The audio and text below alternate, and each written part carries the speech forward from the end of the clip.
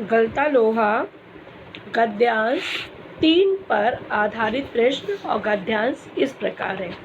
धनराम की मंद बुद्धि रही हो या मन में बैठा हुआ डर कि पूरे दिन घोटा लगाने पर भी 13 का पहाड़ा याद नहीं कर पाया था।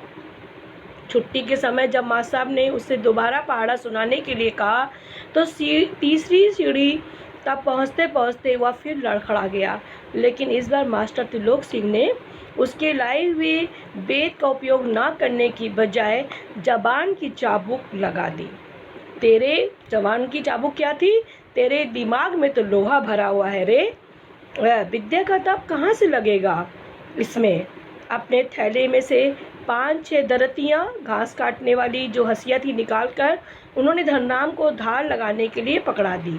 किताबों की विद्या का ताप लगाने की सामर्थ्य धनराम के पिता में नहीं थी। वो बहुत गरीब थे, तो उनके अंदर नहीं था कि वो अधिक किताबें खरीद सके या धनराम के लिए अलग से पढ़ाई की और व्यवस्था करवा पाए।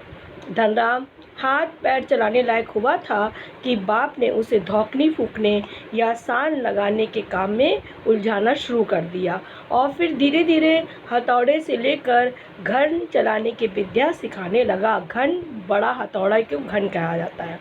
फ़र्क इतना ही था कि जहाँ मास्टर त्रिलोक सिंह उसे अपने पसंद का बेच चुनने की छूट देते थे, तो वहीं गंगाराम, धनराम का जो पिता था गंगाराम, इसका चुनाव स्वयं करते थे और जरा सी गलती होने पर छड़, बेत, हत्ता जो भी उनके हाथ आ जाता था उससे वो उसको पिटाई कर देते थे, प्रसाद के रूप में उसे देते थे। एक दिन गंगाराम अचानक चल बसे तो धनराम ने सहज भाव से उनकी विरासत को संभाल लिया, क्योंकि उसके पिता ने उसको पहले ही उसको लोहार की विद्या में निपुण कर दिया था और पास पड़ोस के लोग गांव को याद ही नहीं रहा कि कब गंगाराम के ऑफर को धनराम का ऑफर कहने लगे, धनराम की दुकान कहने लगे।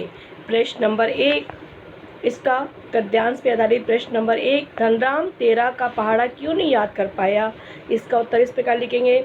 धनराम ने 13 का पहाड़ा सारे दिन याद किया, परंतु वह इस काम में सफल नहीं हो पाया।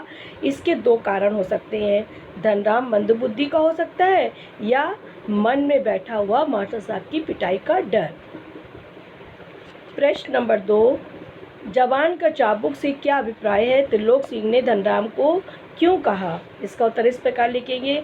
इसका अर्थ है व्यंग वचन, किसी को व्यंग्यात्मक कहना। मास्टर साहब ने धनराम को 13 का पहाड़ा कई बार याद करने के लिए दिया था, परंतु वह कभी भी याद नहीं कर पाया, तो उसे कई बार सजा भी मिली थी। इस बार मास्टर साहब ने उसको व्यंग कसा और कहा, तेरे दिमाग में तो लोहा भरा हुआ है, तुझमें विद्या पढ़ाई नहीं आएगी, विद्या का ताप तेरी बुद्धि में नहीं घुसेगा। प्रश्न नंबर 3, अध्यापक और लोहार के दंड देने में क्या अंतर था? इसका उत्तर इस प्रकार लिखेंगे। याद न करने पर मास्टर साहब त्रिलोक सिंह बच्चे को अपनी पसंद का बेच चुनने की छूट देते थे, जबकि लोहार गंगाराम अपने पुत्र धनराम को सजा देने के का हथियार स्वयं ही चुनते थे। गलती होने पर वे छड़, बेत, हत्था जो भी उनके हाथ लगता था उससे उसको वो सजा देते थे। प्रश्न नंबर 4, किताबों की विद्या का ताप लगाने का सामर्थ्य धनराम के पिता को नहीं था। आशय स्पष्ट कीजिए। इसका आशय इस प्रकार लिखेंगे।